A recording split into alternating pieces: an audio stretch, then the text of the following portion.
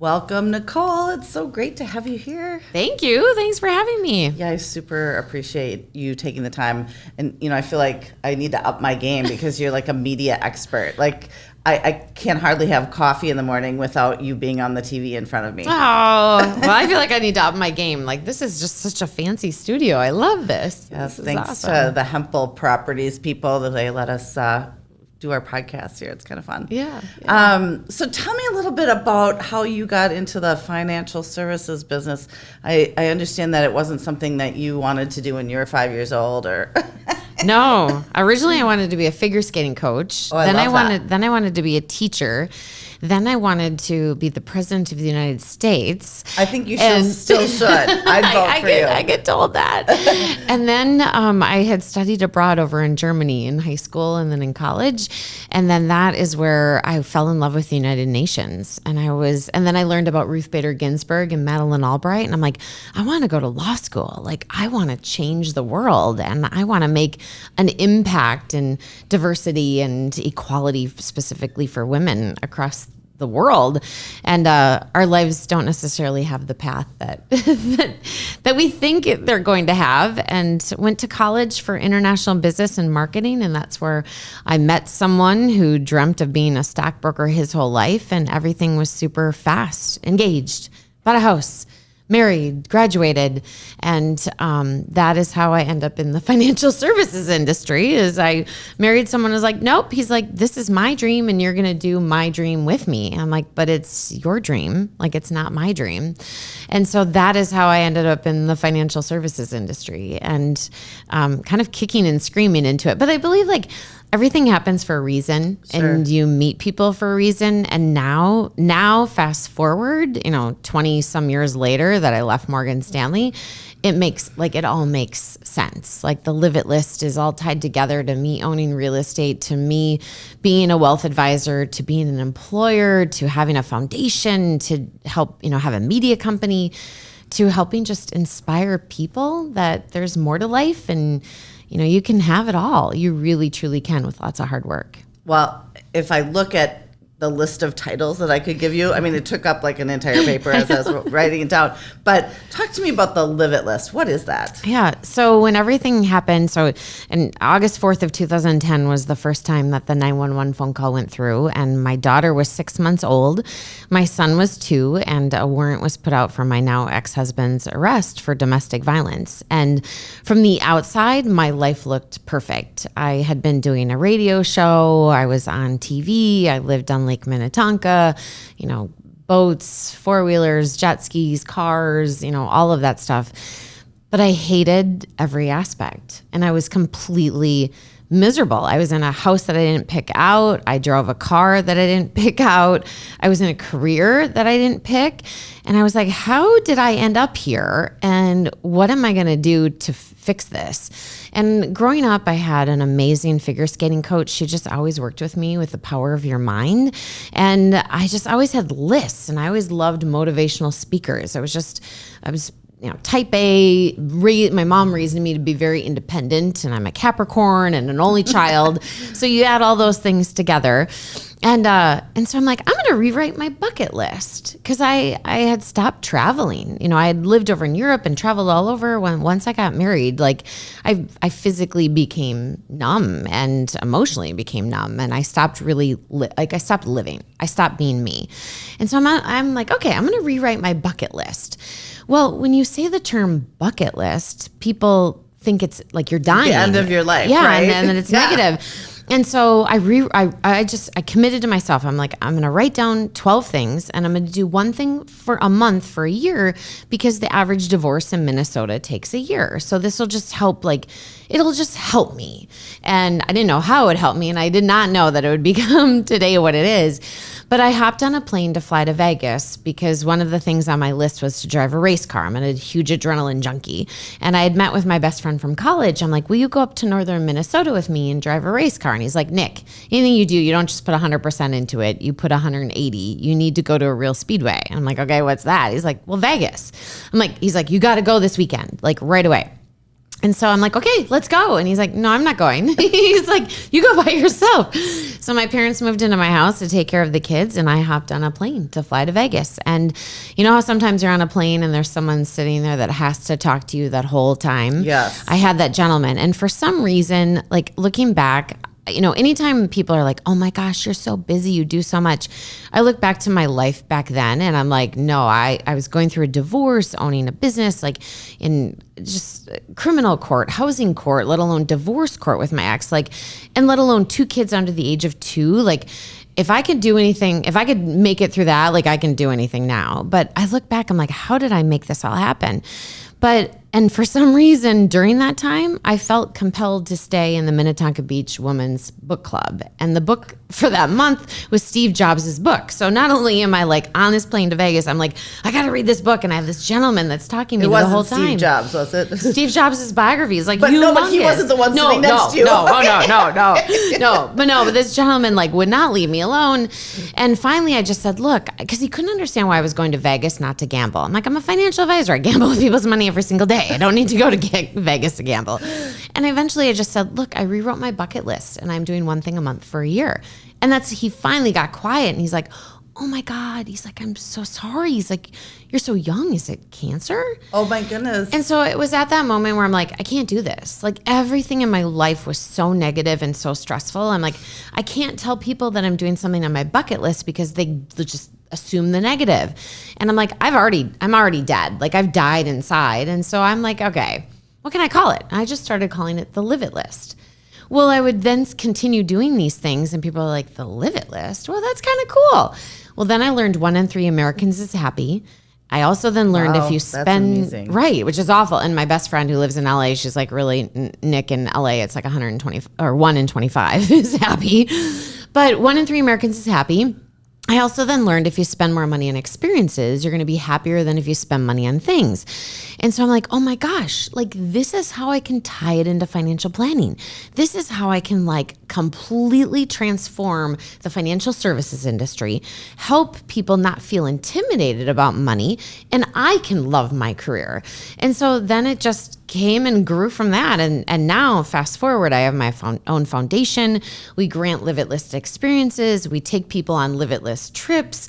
We have a Live It List Facebook community. I launched just recently theliveItlist.com. I'm now coming out with a coaching program to help people find happiness and to help people really come from that deep, dark place that I was and be able to climb their way out that, you know, out of the worst things in life come the best. Wow. And I've experienced that and I want to help other people experience that.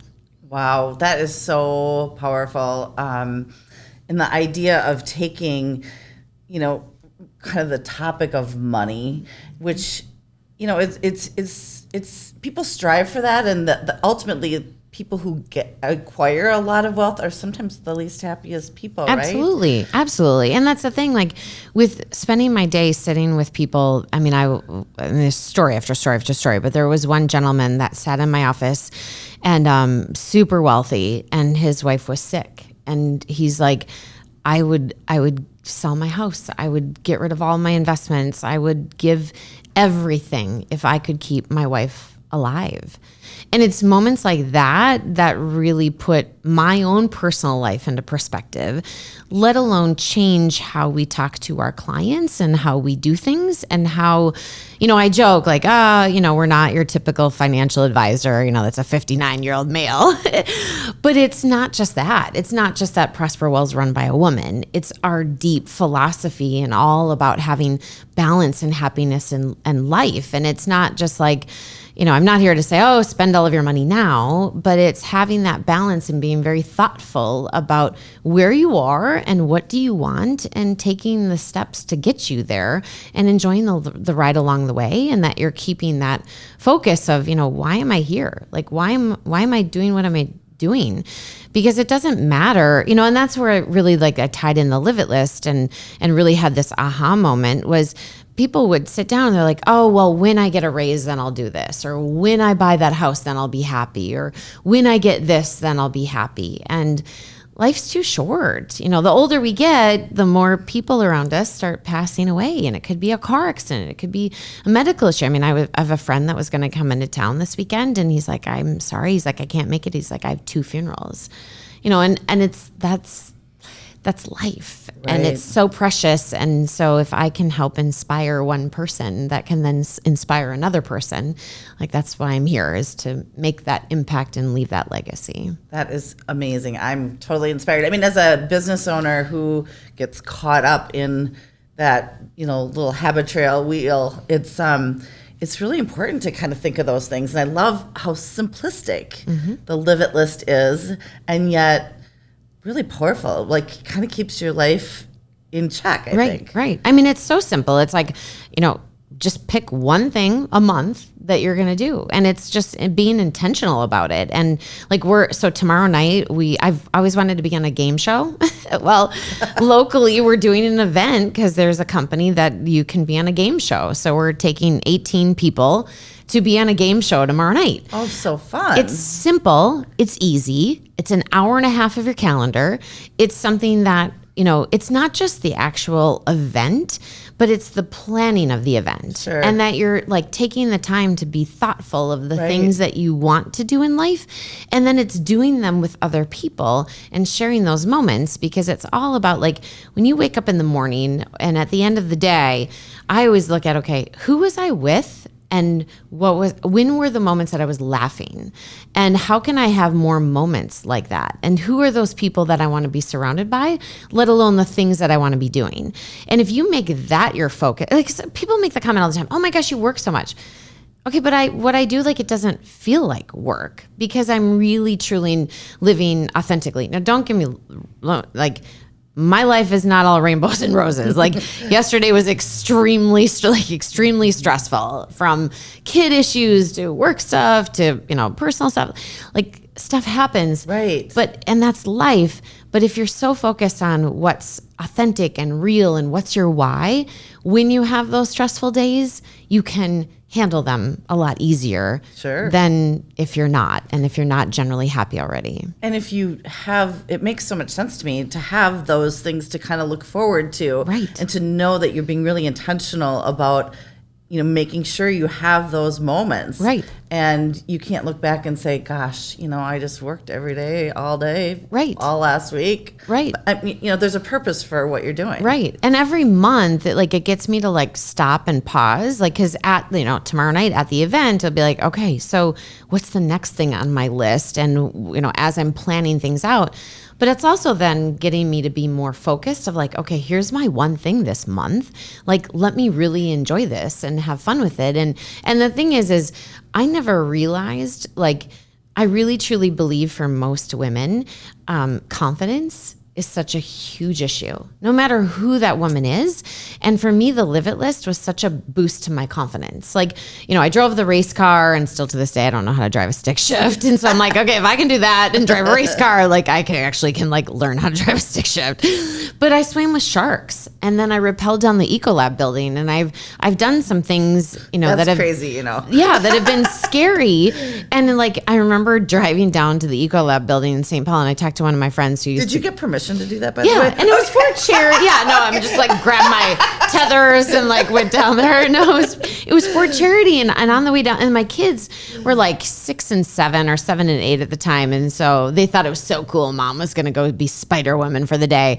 But I was so nervous driving down there. And I called a friend who was a former, like, in the SWAT team and stuff, and a Navy SEAL. And he's like, this is the least riskiest thing you're doing out of all the stuff that you've done so far, let alone, like, on your list. I'm like, I know, but, like, stepping off the ledge of a building and, like, climbing over the side of the wall, I was just like, it was a nervous wreck. But I did it. I accomplished it. And when you get to the bottom, you're like, okay, if I can just rappel down that building, it makes the mountains or the hills in your life become just little hills. I love and that. If you can accomplish something like that, it boosts your confidence. You're like, well, if I can swim with sharks and come home alive, like, I can do, you can do anything. Yeah, that's really amazing. I love it so much. And I just think the fact that, I always think that if you're doing something that you're afraid of, or there's fear involved, that's stretching you. Yes. And like, I always loved it when I was afraid of something, because it meant that I was pushing yourself. Exactly. Like, I love kind of fear. I love doing things that scare me. Right. I mean, I remember the night before I bought my building, and I'm like, what am I doing? Like, I'm a single mom. I have no like backup plan. I mean, I had to pay spousal maintenance. I've never received a dime of child support. And I'm like, what am I doing? Like, I am buying this building as a single mom that needs like total major remodel. Like, really? Like, and I remember like signing the documents and just like scared like no tomorrow. And now 5 years later, I'm like, oh my God, like, why was I scared about that? Why? Like, and so I agree. Like those, Janet Dolan, I remember when I was looking at leaving Morgan Stanley, she gave me the advice. She's like, Nicole, she's like, you need to take risks when you're young, because if it actually doesn't work out, you have more time to bounce back.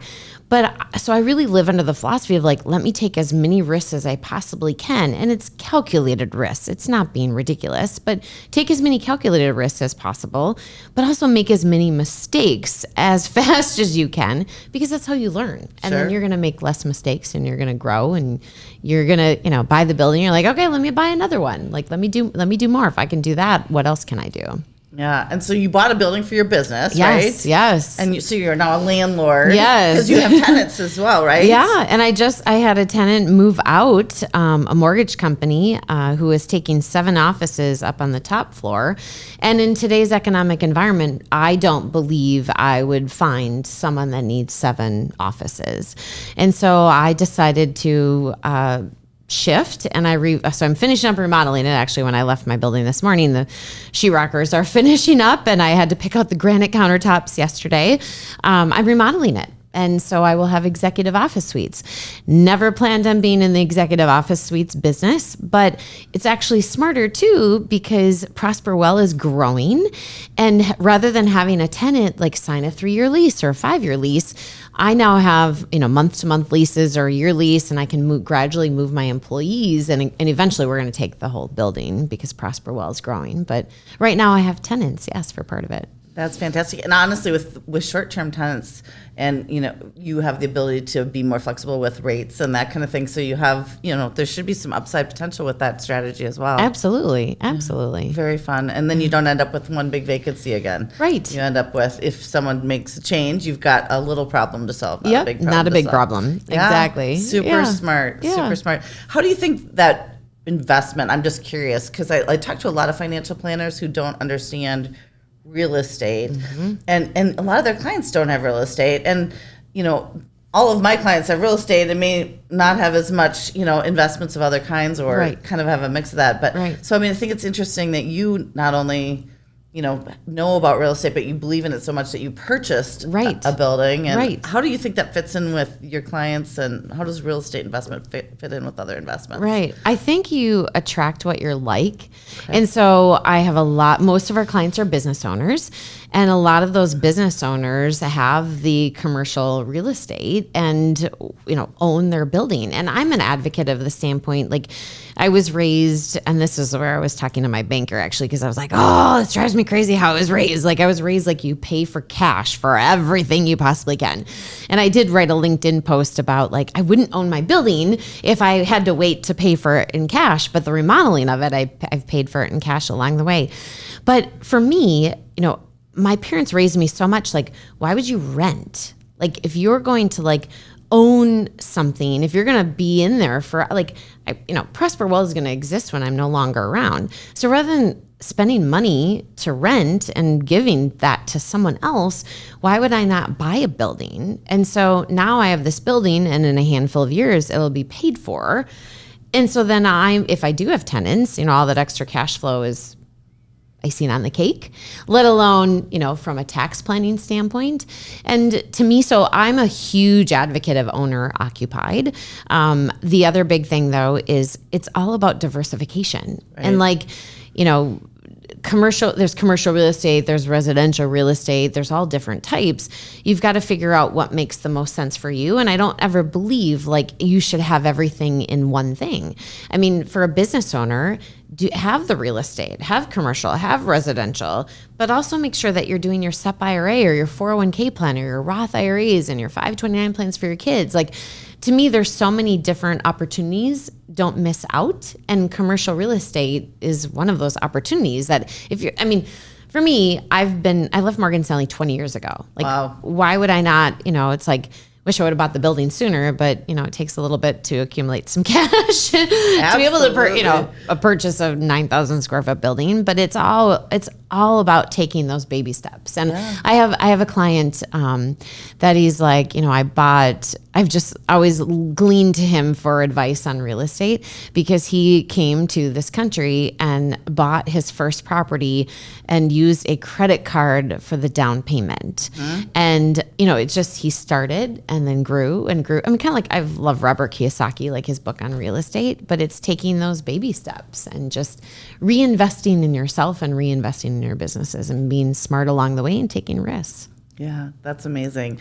And not only do you have all these other things, you've written 5 books? Yes, I'm working on my 6th now. That's amazing. And then you also have a foundation. So tell me about the foundation. Yeah. So when the police came to my house back in 2010, they handed me this card, and it was to a domestic abuse shelter. And it now, like, everything always makes sense later on in your life. And I became a certified divorce financial analyst, and I would volunteer my time teaching divorce dollars and cents classes and going to domestic abuse centers, helping these women understand the money.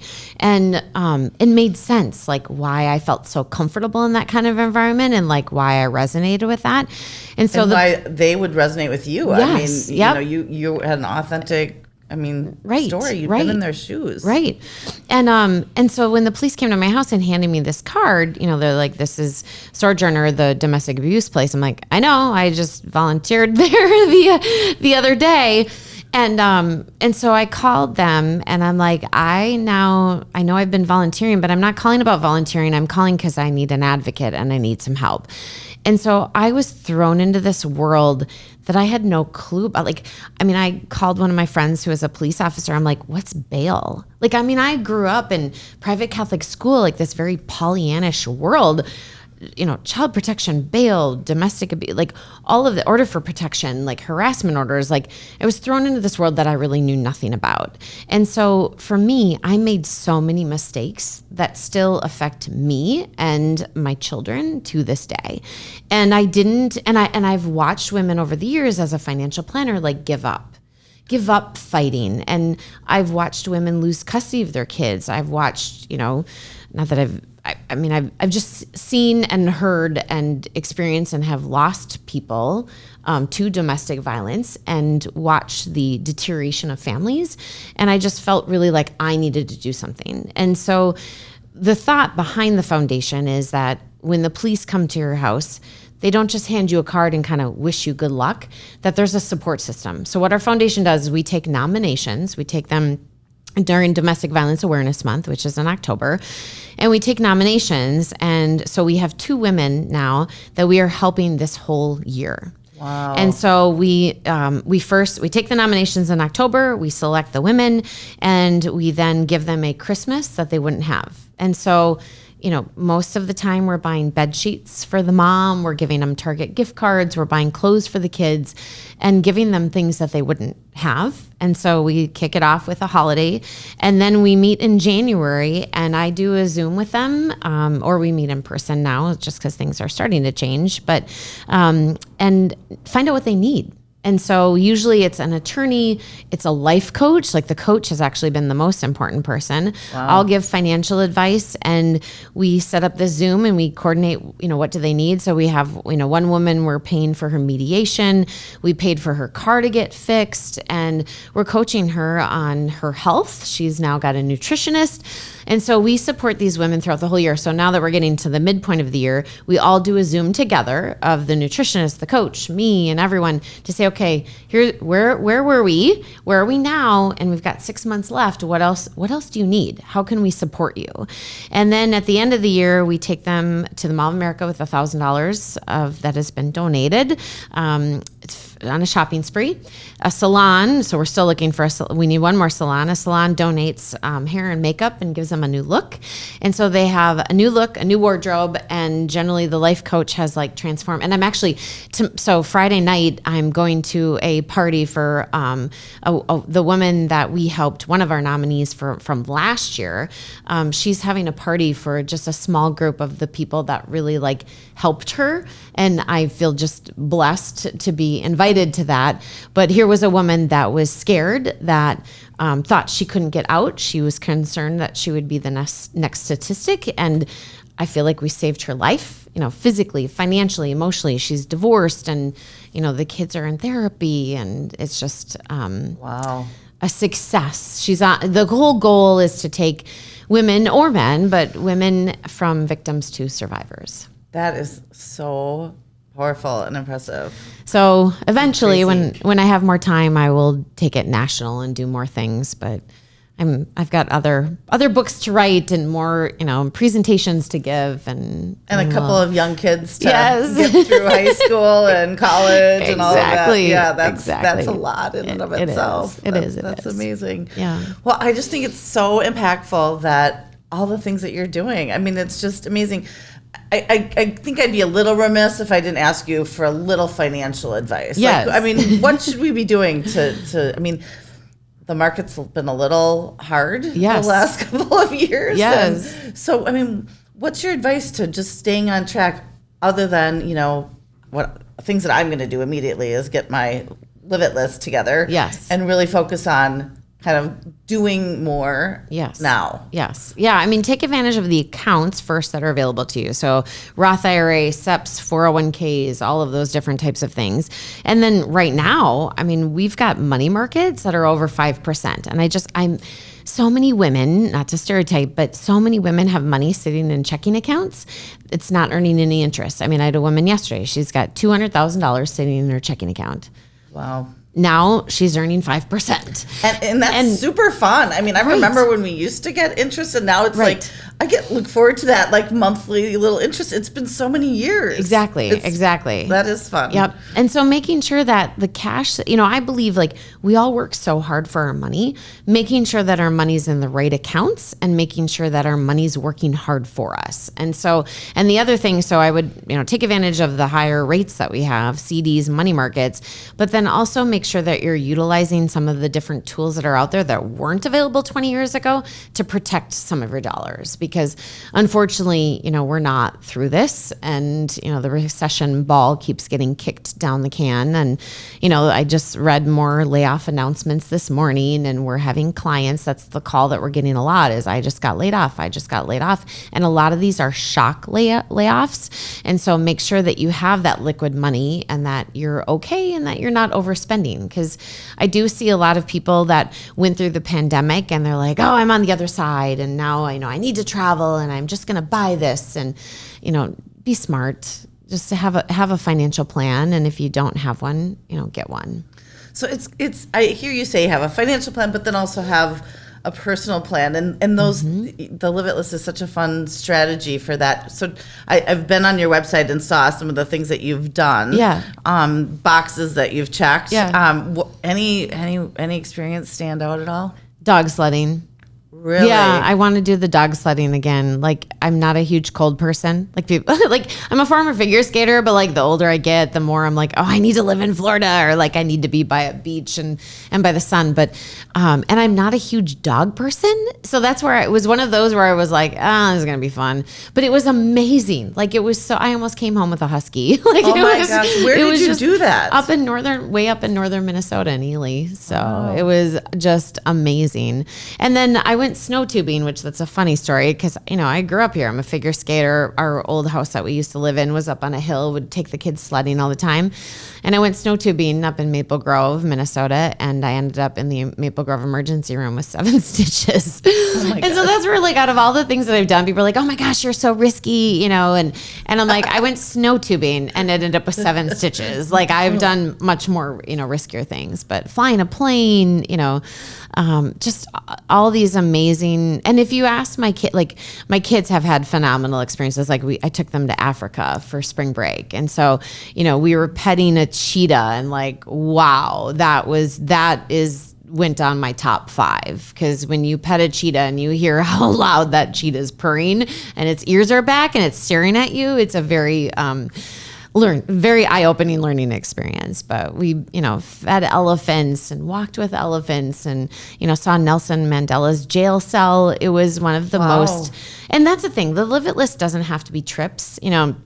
Prior to some of these, prior to Africa, because really, I've never had a trip with my kids that we learned so much about each other, ourselves, and the world and experiences. Because we were in the car a number of times, and a client had put out on Facebook like all these things he believes children should know before they're 18, and so we had some very interesting conversations in the car. I asked my kids, like, how do you buy a house?